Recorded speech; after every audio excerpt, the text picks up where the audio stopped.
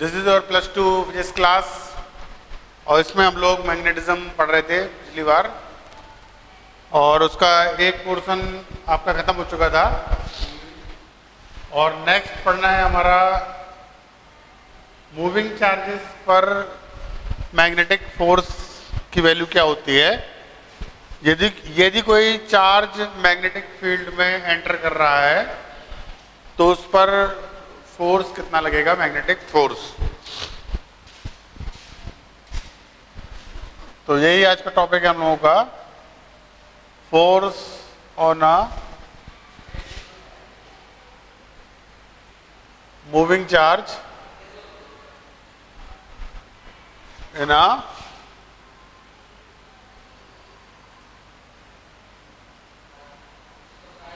Magnetic field.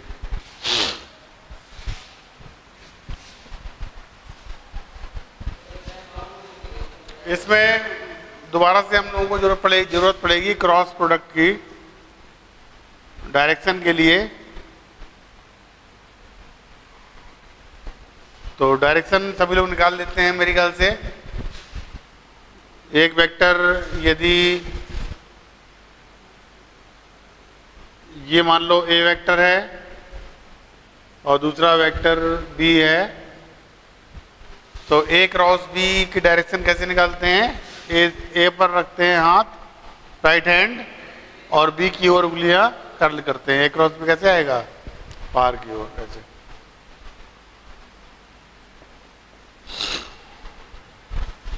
पता है ना सभी को। जैसे ये ए वेक्टर है हमारा और ये वाला ये बी वेक्टर है, तो ए क्रॉस बी कहाँ होगा आपका, ए तो ए अंदर की ओर है ऐसे और बी कैसा है, नीचे की ओर ऐसे। तो ए क्रॉस बी कैसे आएगा हमारा, ऐसे। ए क्रॉस बी जाएगा ए क्रॉस बी, सही है ना। तो ये सब आपको पता है, प्रैक्टिस आपने कर रखी है +1 में, मेरे ख्याल से आपको कोई प्रॉब्लम इसमें नहीं है।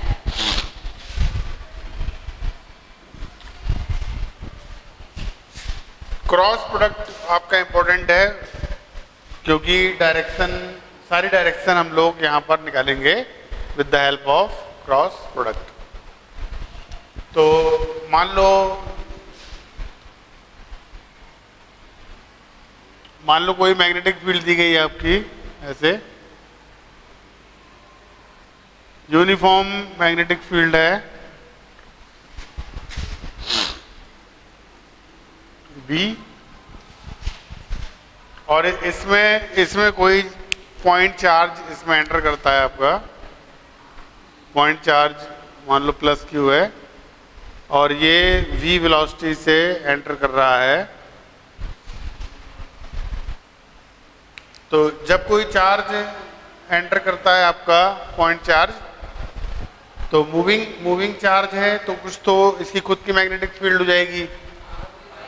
एवरी चार्ज, और भाई करंट में क्या होता है, इलेक्ट्रॉन्स दौड़ते हैं।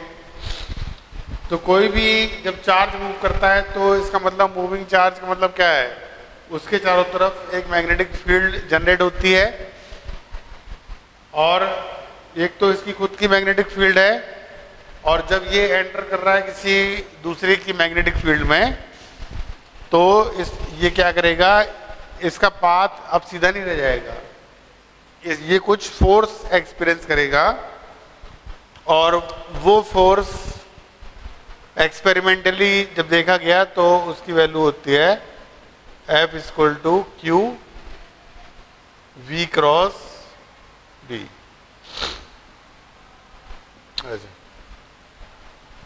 जो फोर्स का फार्मूला होता है F = यदि मैग्नीट्यूड वाइज देखें तो इसका मैग्नीट्यूड होता है QVB sin theta, where theta is the angle between V and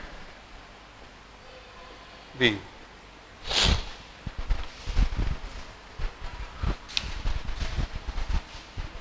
और ये एक्सपेरिमेंटली फॉर्मूला निकाला गया कि कितना फोर्स लगेगा। तो एक्सपेरिमेंटली निकालने के बाद फोर्स कितना आया, F equal to Q V cross B. तो पहली चीज तो जो फोर्स है ये V और V का क्या है, क्रॉस प्रोडक्ट। और इसकी डायरेक्शन कैसे निकालेंगे हम लोग, फोर्स की डायरेक्शन होगी अलोंग V क्रॉस B। तो V की डायरेक्शन तो आपकी सीधे है, ऐसे ये V हो गया। और मैग्नेटिक फील्ड कैसे, अंदर की ओर कुछ इस तरह। तो V और B, तो V क्रॉस B कैसे आएगा, ऊपर की ओर। क्रॉस प्रोडक्ट में डायरेक्शन निकालना आती है ना सभी को। तो V क्रॉस B आएगा आपका ऊपर की ओर, यानी फोर्स की डायरेक्शन कैसे हो जाएगी आपकी, ऐसे। ये हो जाएगी फोर्स की डायरेक्शन। तो जो फोर्स होगा ये V के परपेंडिकुलर भी होगा और B के भी परपेंडिकुलर होगा। इसलिए इसमें देखिए पहली चीज जो फोर्स आया वो कितना आया, क्यू वी क्रॉस बी। और चूंकि it is the cross product of V and B, it means F is perpendicular to V and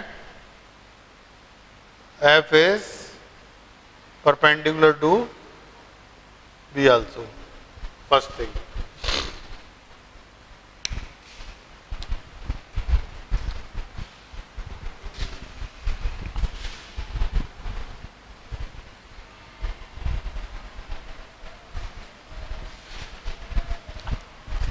अब इसमें देखिए, यदि मैग्नेटिक, अभी देखा आपने यहां पर कि मैग्नेटिक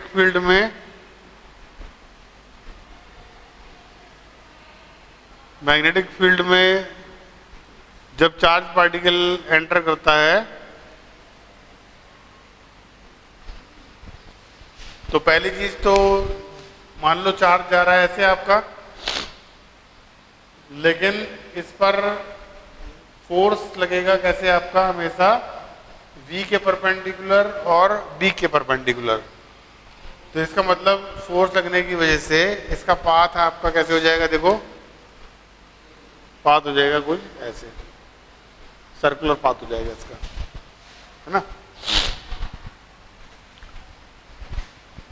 तो सेकंड नोट देखो,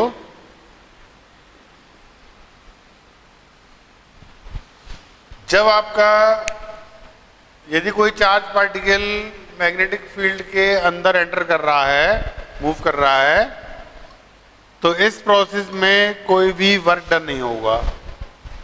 नोट फर्स्ट, नोट सेकंड देखिए, work done by magnetic field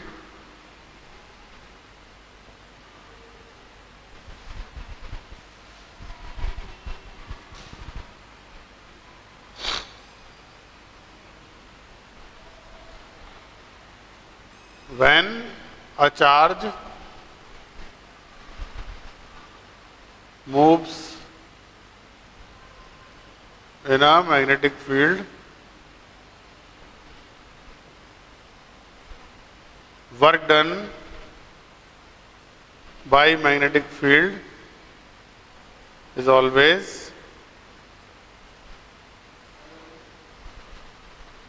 zero.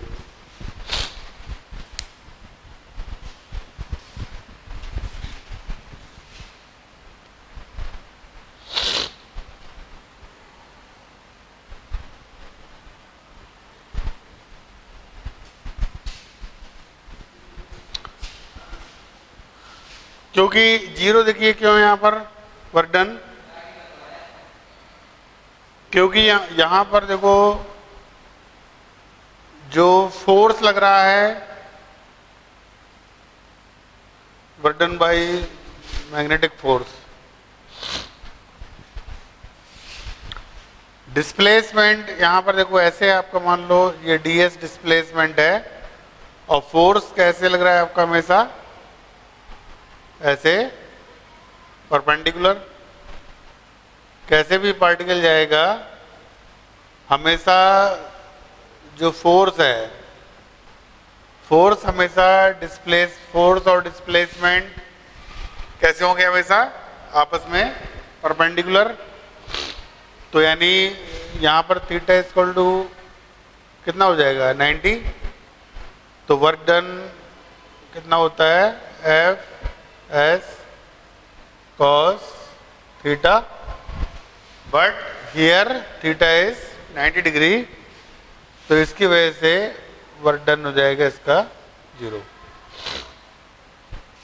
Important है ये।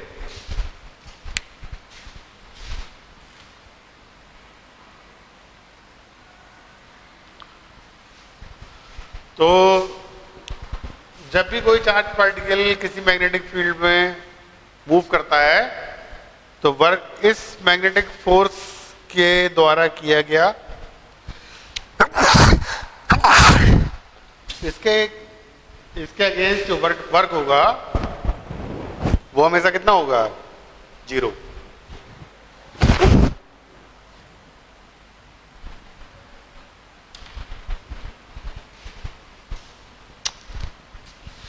और देखो इसमें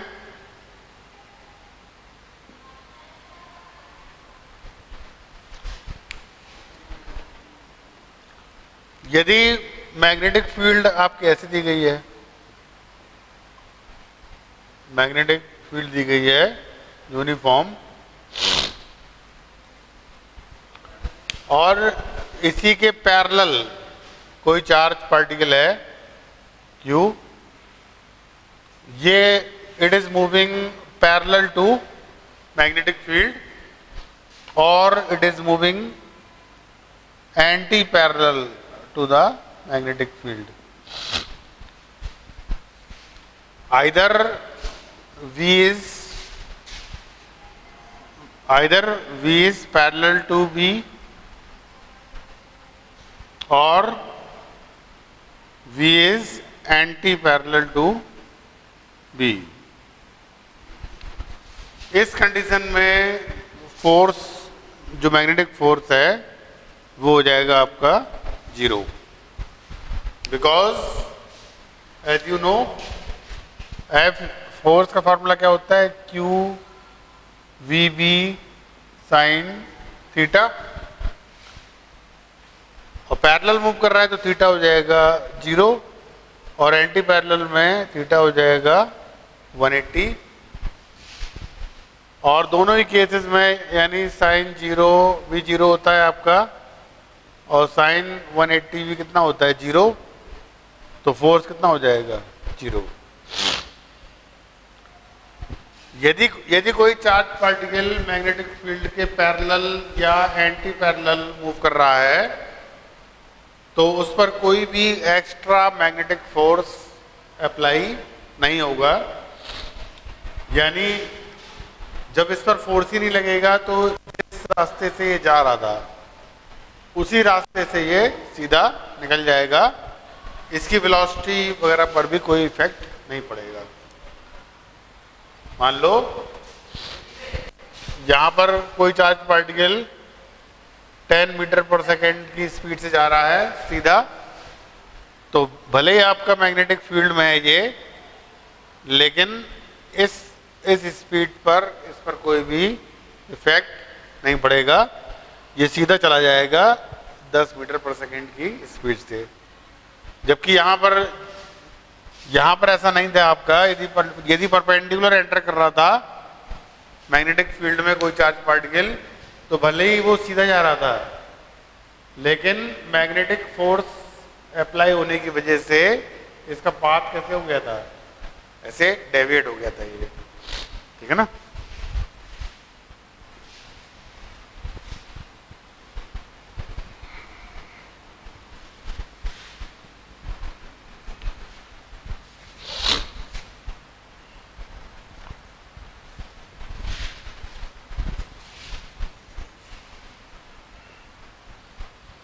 तो पैरेलल और एंटी पैरेलल का हो गया ये। अब इसमें हम लोग इसमें दो केस लेंगे हम लोग।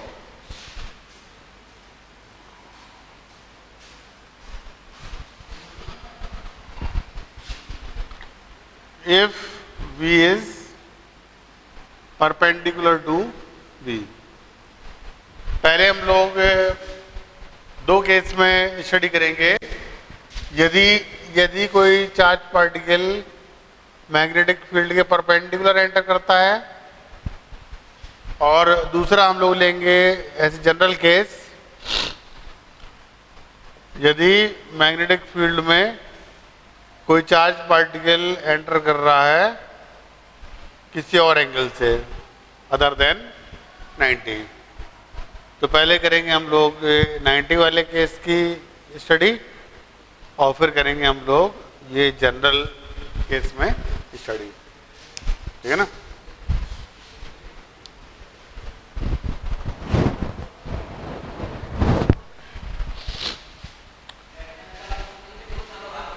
तो इसमें पहले वाले केस में यदि मैग्नेटिक फील्ड में कोई मैग्नेटिक फील्ड है,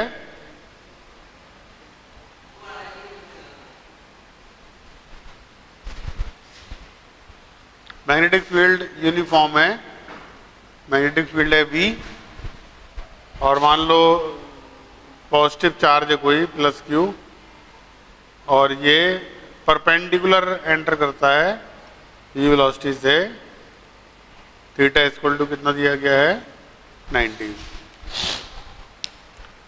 तो फोर्स कैसे लगता है हमेशा V क्रॉस B। तो ये वेलोसिटी हो गया और मैग्नेटिक फील्ड हो गई ऐसे अंदर, तो V क्रॉस B कैसे लगेगा आपका परपेंडिकुलर ऐसे।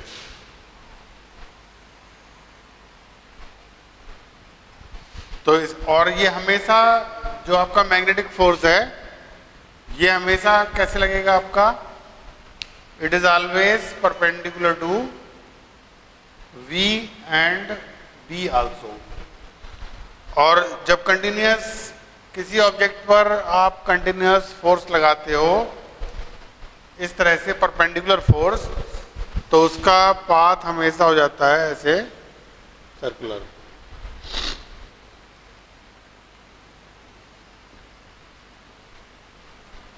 Circular path. यदि कोई चार्ज मैग्नेटिक फील्ड के परपेंडिकुलर एंटर कर रहा है, ध्यान रखना ये कौन सा केस है, when it enters perpendicular to the magnetic field then its path becomes circular. Circular क्यों है, बिकॉज F जो फोर्स है is always perpendicular to velocity. भाई सर्कुलर, यदि आपका सर्कुलर केस है, सर्कुलर केस ही ऐसा केस है जब वेलोसिटी और फोर्स, यदि आप लगातार परपेंडिकुलर फोर्स लगा रहे हो तो इसका मतलब यदि आपका वेलोसिटी और फोर्स की डायरेक्शन हमेशा परपेंडिकुलर है,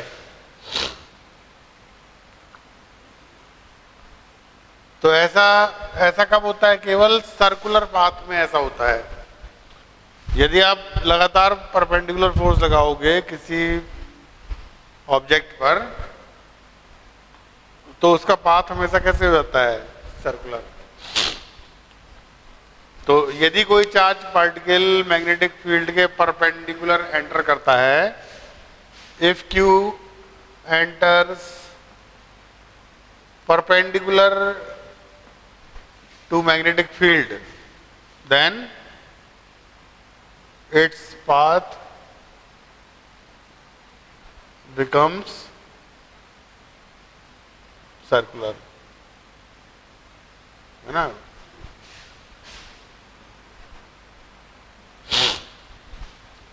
तो सर्कुलर पाथ के बारे में हम लोग करेंगे पहले स्टडीज के बारे में। पहले तो इसको याद कर लीजिए, रट्टा मार लीजिए। यदि क्यू एंटर कर रहा है perpendicular to a magnetic field तो इसका पाथ हो जाता है हमेशा सर्कुलर। अच्छा, इस प्रोसेस में देखो, मान लो चार्ज पार्टिकल यहां पर एंटर कर रहा है 10 मीटर पर सेकंड की स्पीड से, तो इसकी जो स्पीड है यहां पर, वेलोसिटी की डायरेक्शन कैसे होती है, टेंजेंट के अलोंग। तो डायरेक्शन तो चेंज हो रही है, यहां पर वेलोसिटी की डायरेक्शन ऐसे थी और यहां पर वेलोसिटी की डायरेक्शन आपकी चेंज होकर के हो गई इधर की ओर। तो भले ही डायरेक्शन चेंज हो गई है लेकिन मैग्नीट्यूड अभी भी कितना होगा, 10 मीटर पर सेकेंड। यहां पर मैग्नीट्यूड कितना होगा, यहां भी मैग्नीट्यूड कितना होगा, 10 मीटर पर सेकेंड। यहां पर कितना होगा, 10 मीटर पर सेकेंड। यहां पर कितना होगा, 10 मीटर पर सेकेंड। यानी when a charge enters perpendicular to a magnetic field, its speed doesn't change. Perpendicular force होने की वजह से स्पीड आपकी चेंज नहीं होगी। प्रूफ कर लीजिए इसको। मान लो यहां पर इसकी स्पीड का मैग्नीट्यूड है v1 और यहां पर है स्पीड का मैग्नीट्यूड v2। तो by work energy theorem, work energy theorem से आप जानते हो कि work done by a force equal to change in kinetic energy. और वर्क डन अभी हम लोग डिस्कस कर चुके हैं, ये कितना आया था, 0। और फाइनल काइनेटिक एनर्जी हो जाएगी 12m vt स्क्वायर और इनिशियल हो जाएगी 12m v1 स्क्वायर। तो इसको सॉल्व करोगे तो कितना आ जाएगा, v1 इक्वल टू v2। तो यानी परपेंडिकुलर वाले केस में या किसी भी केस में जब कोई चार्ज पार्टिकल मैग्नेटिक फील्ड में एंटर करता है तो मैग्नेटिक फील्ड इसकी स्पीड पर इफेक्ट नहीं डालता है। यानी वेलोसिटी का जो मैग्नीट्यूड है, दैट इज स्पीड, वो हमेशा कैसी रहेगी, कांस्टेंट। लेकिन यहां पर देखेंगे भले ही आपका स्पीड कांस्टेंट है लेकिन डायरेक्शन चेंज हो रही है। देखिए यहाँ पर डायरेक्शन ऐसे, फिर यहाँ पर फिर यूँ चेंज हो गई, फिर ऐसे चेंज हो गई।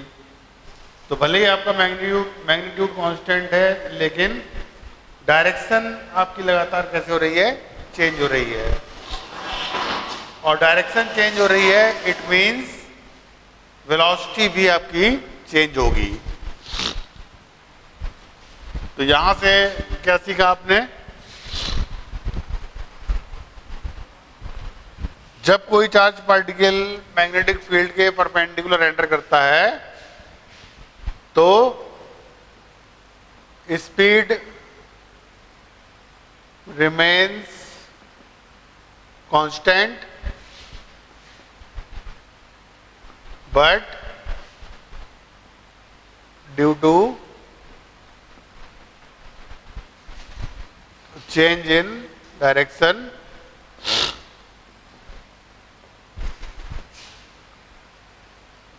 velocity changes। क्या क्या चीज जो कांस्टेंट रहेगी, कौन कौन सी क्वांटिटीज कांस्टेंट रहेंगे आपकी और कौन कौन सी वेरी करेंगी। स्पीड कांस्टेंट रहेगी,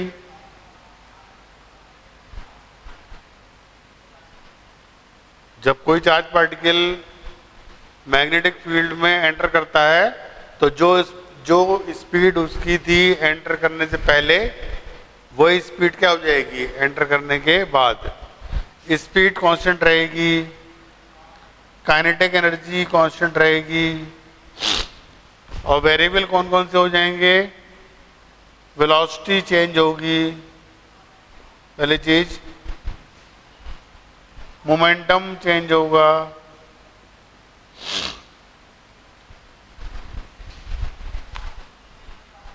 ये सारे चेंजेस क्यों हो रहे हैं हमारे? ये चेंजेस क्यों हो रहे हैं? It is due to change in direction. तो डायरेक्शन में चेंज होने की वजह से आपके यहां पर कुछ चेंजेस आएंगे हमारे, जो वेक्टर क्वांटिटीज हैं वो चूंकि डायरेक्शन पर डिपेंड करती हैं, तो इसलिए उन क्वांटिटीज में आपकी वेरी करेगी, और जहां पर जो स्केलर क्वांटिटीज हैं जैसे स्पीड है, काइनेटिक एनर्जी है, ये सब कैसी रहेंगी? कांस्टेंट। क्लियर?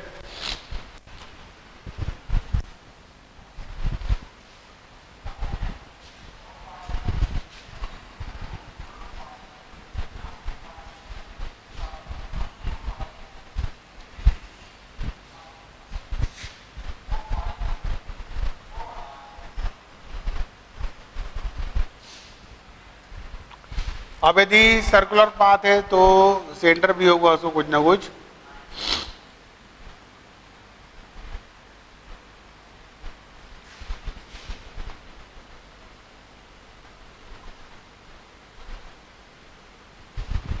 तो इसका सेंटर की जो डायरेक्शन होगी, सेंटर जो होगा आपका, ये हमेशा होगा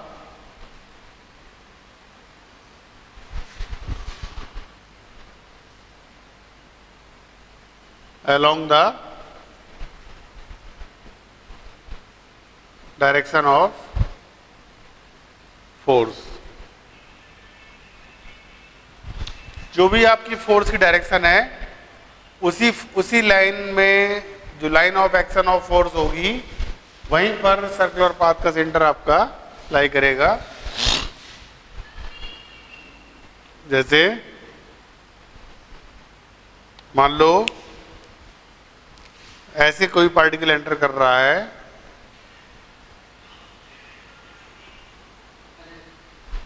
तो फोर्स की डायरेक्शन कैसे हो जाएगी आपकी? ऐसे, और इसी पर कहीं पर सेंटर लाई करेगा। जो सेंटर है वो हमेशा कहां पर होगा? Along the direction of force. अब यदि हम देखें फोर्स कितना होता, इसकी रेडियस क्या होगी? यदि हमें निकालनी इसकी रेडियस सर्कुलर पाथ की,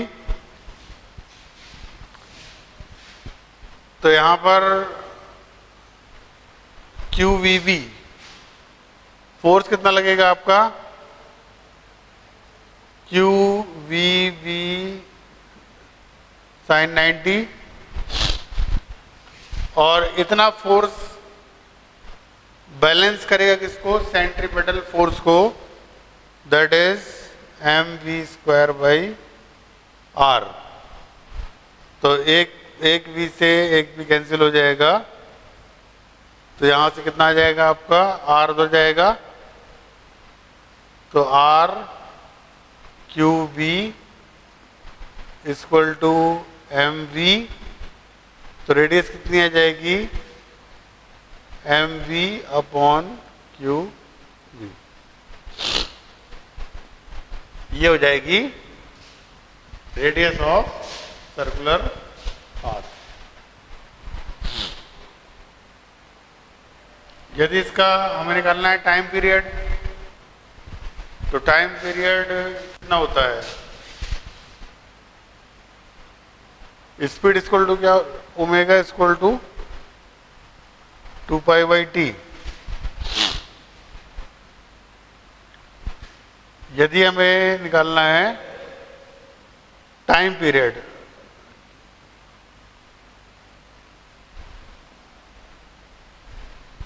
तो स्पीड इक्वल टू क्या होता है? डिस्टेंस अपॉन टाइम, तो time equal to distance upon speed. तो डिस्टेंस एक पूरा सर्कुलर पाथ के लिए डिस्टेंस कवर करेगा 2 पाई आर और स्पीड कांस्टेंट कितनी है v। तो कितना हो जाएगा 2 पाई बाई v और r की वैल्यू क्या है mv अपॉन qv। तो टाइम पीरियड आ जाएगा 2 पाई m upon qv। Time period का फॉर्मूला हो जाएगा 2 पाई m अपॉन qv।